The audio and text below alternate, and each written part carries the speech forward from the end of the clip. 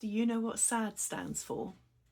Well, you may have heard me talking about it in a video that I posted recently. SAD stands for Seasonal Affective Disorder, and I spoke about what SAD is and what are the causes and who is at risk. And I wanted to talk about how to manage feelings of depression for people who struggle with SAD or anybody that has depression. Winter months can be particularly difficult. So I wanted to talk about simple tips to help you manage through the darker days. The first thing is natural light. Natural daylight produces or helps to produce serotonin, and serotonin is a mood stabilizer that helps us to feel happy. So if you can manage to go for a walk during the daylight hours, this will promote the serotonin production in your body, and it will elevate your mood and help to stabilize your mood. It's particularly beneficial to go for a walk in nature if possible. So if you're living in a town and you've got a town park, that would be a great place to go for a walk. Anywhere where there's something that is naturey. We're very fortunate here where I live. We've got a little meadow where there's a river running through it, and it's a great place to go for a walk. Even on a dull, cloudy day, there's always something really nice to look at. And there's normally some creatures that I can look at as well. So if you've got any place that you can go to, especially with some nature around you, it's really beneficial. It will lift your mood. Stay connected. That is something that is really challenging in the winter months for some people. Some people don't like driving in the dark, so going out after work can be a real challenge. Some people don't like going out after work because it feels darker during the winter months.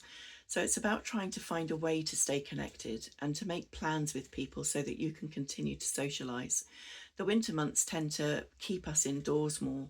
So even if it's just phoning a friend or a member of your family to stay connected, it will really help to make you feel connected to your world and remind you that there's something worth living for out there, your friends and your family. Routine is a very important part of keeping yourself feeling balanced. So things like mealtime, bedtime, going to work, etc. If you can keep a routine going, even if it's just a general one, that will be quite helpful, because when we're in a routine, it helps us to feel regulated, and that gives us a sense of feeling good or a sense of well-being, and it's really important. Humans crave routine, even though we fight it. But if you can get yourself into some kind of routine during the winter months, if you haven't already, then that will be something that will help. Exercise is a key element to all humans. To keep physically active during the winter months is particularly helpful, because not only is it good for your body, it's really good to boost your mood. And the research suggests that regular exercise will boost your mood significantly, because it is also causing our body to create serotonin and dopamine, and that's really good. That those are happy hormones that feel good. So exercising is a great way of managing your mood, and it can be something simple like a 10-minute walk. It could be something like going swimming if that's your bag, going to the gym, and maybe tick the box of staying connected with people by doing something together. It's a really good idea to plan for the winter months if you know that you struggle. So planning for indoor activities is a great way of making a plan to have something to look forward to. People that like crafting find that the winter months are great. So if you like working with wool, like knitting or crochet, then the winter months are great, because if you're making something fairly sizable, it will keep you warm while you're making it. But it's also a great way of keeping yourself busy in a way that is allowing you to rest. And there are many other ways of planning for the winter months. You can maybe plan some menus so that you've got something to look forward to in terms of cooking. You could declutter and reorganize parts of your house so that you can enjoy the space that you are spending more time in. And keeping things neat and tidy very often help to make you feel better. Another thing to really consider is compassion and being kind to yourself.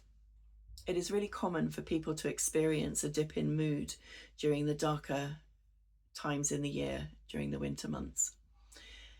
So try to show yourself some kindness and imagine that you're talking to a friend when you're kind of talking to yourself. Be kind to yourself. Some people really struggle during the winter. And if you chastise yourself for being lazy, not doing enough, all you're doing is kind of picking on yourself, being a bully to yourself. Try to remember that you need to be compassionate to yourself. It can be difficult. So try to remember that it's okay. It's okay that you might not be as productive. We're meant to maybe rest a little bit more during the winter months. The other thing to remind yourself about is that this will pass. The winter months don't last forever. It feels like a long slog when you're in it, if you really struggle. But you can do things that will help remind you that it's passing. A really good friend of mine gets a text message from her father to remind her that the daylight has extended a little bit further, and sends her weekly texts to tell her how many more minutes of daylight there are now. That's a really nice thing to do. But also a good thing to do is to look to nature again. Can you notice anything growing? Can you see any bulbs popping up? Normally around February time, you start to see snowdrops and daffodils popping up, but there may be other signs of nature doing its thing. So you can really engage in nature and look for flowering plants and shrubs during the winter months. And it can be this little glorious burst of colour that raises your mood. You can also grow some plants or bulbs indoors, and that's a really nice way of reminding yourself that things do continue through the winter months. But the joy of seeing something grow can be really helpful. So there's things like hyacinth bulbs, amaryllis bulbs, and plants like, I'm struggling to find a plant, but maybe a poinsettia, which gives you those beautiful red petals from, or they actually look like leaves, but they look like proper flowers. So seeing something growing can feel very nurturing, and it can remind you that things can still grow even in the darkest of times. Another thing to think about is creating a cozy space for you to enjoy. Embrace the winter by practicing Hygge, which is a Norwegian and Danish word that describes a quality of cozy contentment and well-being and warmth. And the principle behind it is that it's about savouring the simple pleasures and enjoying the ordinary things that can feel very life-affirming, and you're focusing on the positive things inside your space rather than feeling trapped in your space. It is really helpful during the shorter days to remember that you can enjoy simple things. So the key elements of Hygge include warmth. So what are your favourite clothes? Do you have a favourite blanket? Can you find and make sure that you've got something laundered, like your favourite cardigan that keeps you warm and toasty on a cold evening? I do have a favourite cardigan that's right here, and it's great because I can throw it on and feel toasty and warm. The other thing to think about for the Hygge idea is light. So light that is soft and warm and inviting, so like candles or fairy lights, and softer lighting rather than very harsh lighting is particularly cozy, and it can make you feel really glad that you're actually indoors enjoying your indoor space. Good food and drink is another principle, and it's about enjoying things like rich warming foods, soups, roasts, stews, anything that just feels delicious to you, that is warming and comforting. It's a really important part of enjoying the winter months if you can. Comfortable surroundings is another principle, and that's about making your space feel inviting and cozy. Can you find a toasty blanket that you love, so that you can feel warm, content, secure, comfortable and relaxed. A sense of connection and community is the last principle of the Hygge way of living, and that basically means connecting with friends, family, and enjoying quality time. And you don't necessarily have to be in the same room to do that. It can be via a phone call. During the pandemic, we all learned about using our computers and phones to communicate over the internet with each other so you can see each other. And that's a really great way of using technology to support you, to help you to feel connected. And it's a really good way of caring for yourself. So why does Hygge matter? Well, principally, it is about mental well-being. It promotes self-care, it reduces stress, and it improves mood. It gives you an appreciation for life, as it encourages greater appreciation for the simple everyday pleasures that can make life feel richer and more fulfilling. And it's part of Danish culture. It's considered a fundamental part of their culture and their national identity. And it contributes to Denmark's reputation as one of the happiest countries in the world. So part of this is about your positive mental attitude. Can you find things to do for yourself? And I talk to clients about caring for themselves, and sometimes having a self-care kit is a really good idea, just somewhere where it's visible, but it's always got the things in it that you need to remind you of feeling good. It's using your senses, so your sight, your what you can hear, sense of smell, sense of taste, touch.